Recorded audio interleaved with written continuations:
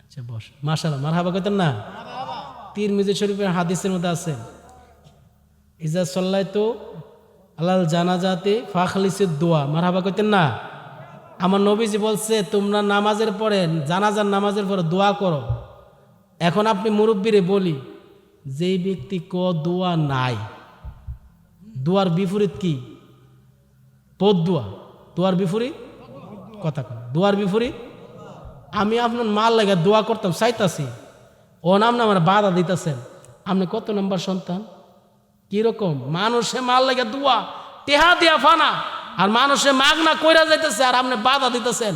এখন আমি সূত্র, একটা সোজা সূত্র, আমরা দোয়া করাম, যারা বাধা দে হেবেটা যদি আমার মাল লাগে দোয়া লাগতো না, জানাজার পরে দোয়া লাই, তো লগে লগে কবেন দাঁড়াও বাইরে একটু, তাহলে দোয়া যেহেতু করতাম না, তোর আম্মা লাগে একটু বোধ দোয়া করে যাই।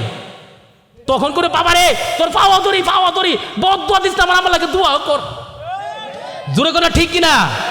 একটা তো করণ লাগবো। দোয়া যদি না যায় তাহলে বোধ দোয়া তো যায় যেতে পারে, তো বোধ দোয়া মন বইরা দিয়ে আইবেন। একটা মুসলমান আর মুসলমান কি বোধ দোয়া দিতে পারে? তখন হুশ হইব, আরে বাবা রে ঠিকই তো, সত্তর হুজুররা দোয়া করছে, আমরা সত্তর হুজুর সিলসিলার লোক, যে বুজুর দোয়া করছে, মানজুর আহমদ রাফাই দোয়া করছে নামাজের পরে, জানাজার পরে। আজকে কয়েকটা ওই শিল কারুন্যের মতন বুঝছেন নাফিত আছে, তারা কয় জানাজার পরে দোয়া নাই। আমরা জীবন চলে গেল, মা বাবার জন্য দোয়া করতে চাই কি চাই না? এটা কি খারাপ জিনিস? দোয়া করে কার কাছে দোয়া চায়? আল্লাহর কাছে দোয়া করলে কি খারাপ? আল্লাহ উদউনি আস্তাজিব লাকুম, বান্দা তোমরা দোয়া করো আমি আল্লাহ কবুল করাম। আজকে দোয়ার বিরুদ্ধে লাগিয়ে গেছে গা, অবশ্য বুঝতেই বুঝি ইহুদিদের দালাল। হাত তোলো ঠিক কিনা?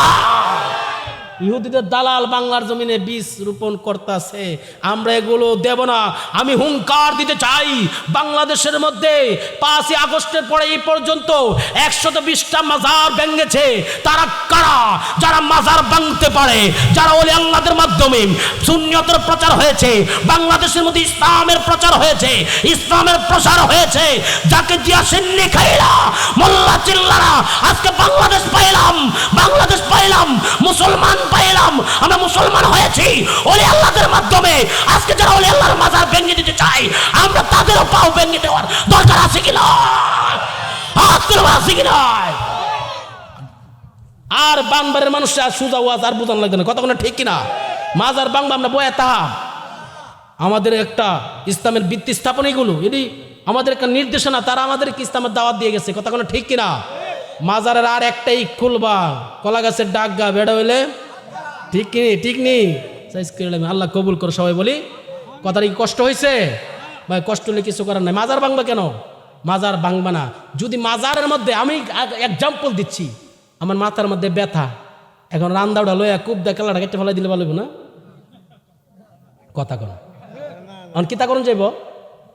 ব্যথার ওষুধ খাইতে হবে, ব্যথার ওষুধ খাইতে হবে, ট্যাবলেট খাইতে হইব, নাহলে ইঞ্জেকশন লইতে হবে। ব্যথার ট্যাবলেট খাইতে হইব। ওর মাথার মধ্যে ব্যথা, তে কেল্লা কেটেলা, তে কত বড় বেফতা, ঠিক নেই? মাথার মধ্যে ব্যথা, এখন ট্যাবলেট খাইলে ভালো হয়ে যাইব। এখন মাজারের মধ্যে যদি ইসলামিক ভাবে সাংঘর্ষিক কিছু অশ্লীল কাজও আল্লাহর ওলি বলে গেছে না, মাজার কমিটিকে জানাইবেন, মাজার কমিটির মাধ্যমে তাদের বিচার হবে, না হয় আইনের মাধ্যমে বিচার নেবে। তুমি কে হাত তোলার মতন? আইন তো আছে, কথা কোনো ঠিক কিনা? আইন নিজের হাতে তুলে নেওয়া যাবে। আল্লাহ সবাইকে কবুল করে, সবাই বলে